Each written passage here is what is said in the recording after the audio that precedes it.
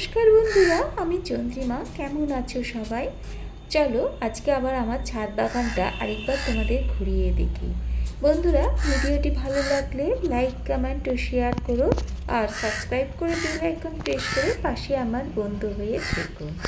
বন্ধুরা, এই যে জবা গাছটা দেখলে, এটা কিন্তু আমার এক বোনের কাছ থেকে কাঁথি থেকে নিয়ে এসেছিলাম।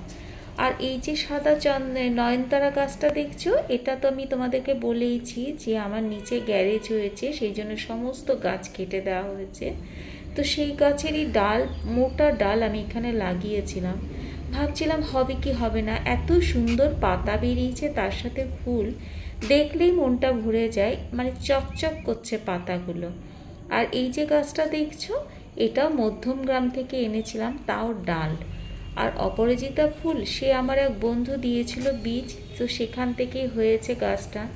এত ফুল ফোটে যে তোমাদের কি বলবো, অন্তত 20-25টা ডেইলি ফোটে। অবশ্য এক একদিন কমেও যায়, আবার এক একদিন এর থেকেও বেশি হয়।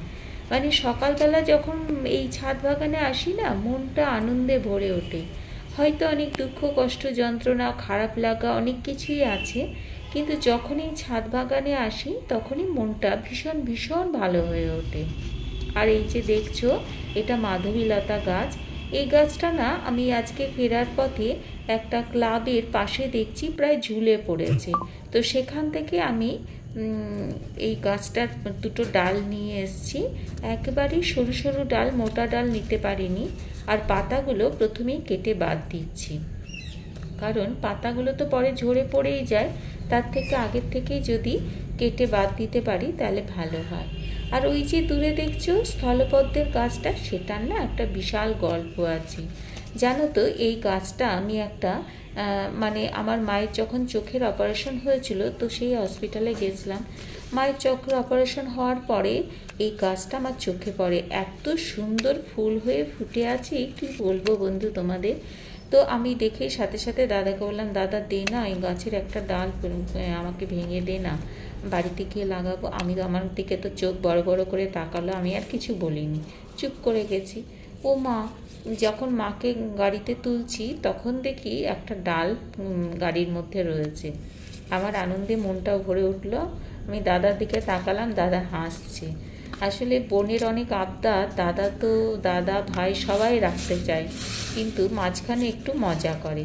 তো সেই ডালটা আমি ওখানে রেখেছিলাম, মানে আমার বাপের বাড়িতে প্রায় 15 দিন মতো ওখানে ছিলাম। ওখানে ওই ডালটা একটা টবের মধ্যে রেখে দিয়েছিলাম, আশা ছেড়েই দিয়েছিলাম যে এখানে এসে কি আর হবে।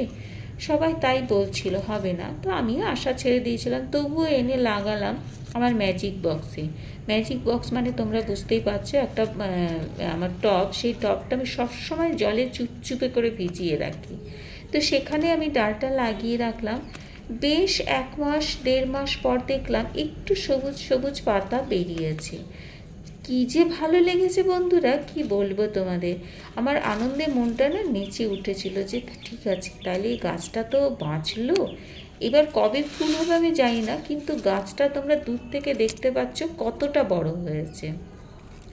মানে কি বলবো তোমাদের, ভীষণ ভীষণ আনন্দ হয়েছিল। যারা গাছ ভালোবাসে তারা জানে যে গাছ একটু একটু করে বড় হলে আমাদের কতটা আনন্দ হয়। তো এবার মাধবীলতার যে রুটের জন্য যে কেমিক্যাল, সেটা আমি একটু নিচের দিকে পোর্শনে দিয়ে নিলাম, দিয়ে দুটো ডাল একসাথে বসালাম, মানে ঠিক কি বলবো, দুটো গাছই যাতে একবারে পাশাপাশি থাকে, এইভাবেই আমার ম্যাজিক বক্সে বসিয়ে দিলাম। আর এই ম্যাজিক বক্সটা কিন্তু তুমি দেখছো তোমরা যে আমার অনেকগুলো ছোট ছোট ডাল লাগানো আছে, প্রত্যেকটার মধ্যেই মোটামুটি পাতা পুরো সবুজ হয়ে আছে। তবু আমি এখন তুলছি না, আরেকটু ওয়েট করছি, আরেকটু গাছগুলো বড় হলে তারপর আমি তুলবো। আচ্ছা, তোমাদের যেটা বলছিলাম এই স্থলপদ্মের গাছটা, তারপরে দেখো এতটা ঝাঁকড়া হয়ে উঠেছে। আর এটা দেখছো কলকে ফুলের গাছ, এটা আমার একটা পিসি দিয়েছিল, তো সেটাও বেশ বড় হয়ে গেছে। আর এটা দেখছো রবি ফুলের গাছ, এটাও দেখো কতটা বড় হয়ে গেছে। মানে ছোট্ট একটা ডাল এনেছিলাম আর তার থেকে এত বড় হয়েছে, ফুলও হয়েছে। ফুলটা তোমাদের সাথে শেয়ার করতে পারলাম না, আরেকদিন নিশ্চয়ই শেয়ার করব। আর দেখো এই ডালটা, এটা কিন্তু আমি এনেছিলাম মধ্যমগ্রাম থেকে, কি সুন্দর যে ফুল হয়, আর একটা অদ্ভুত সুন্দর মিষ্টি গন্ধ। তো এই দুটো ডালেরই গাছ আমার কাছে হয়ে গেছে। আর জবা গাছ তো আছেই, দেখতেই পাচ্ছ, মানে পুরো থোকা থোকা হয়ে আছে। আমি জানো তো এই গাছগুলো, আর এই যে গাছটা দেখছো এটা কিন্তু সুন্দরবনের গাছ, আর এটা তো গন্ধরাজ, কিন্তু গন্ধরাজটা খুব একটা ভালো ফুল হয় না। আর এই দেখো হলুদ ফুলটা ফুটে থাকলে আমার যে কী ভালো লাগে, মনে হয় কখন তুলে ঠাকুরকে দেব, ভীষণ ভীষণ ভালো লাগে। এটা আমি অনেক দিন ধরেই চাইছিলাম, কিন্তু ফুলটা ঠিক ফুটে উঠছিল না।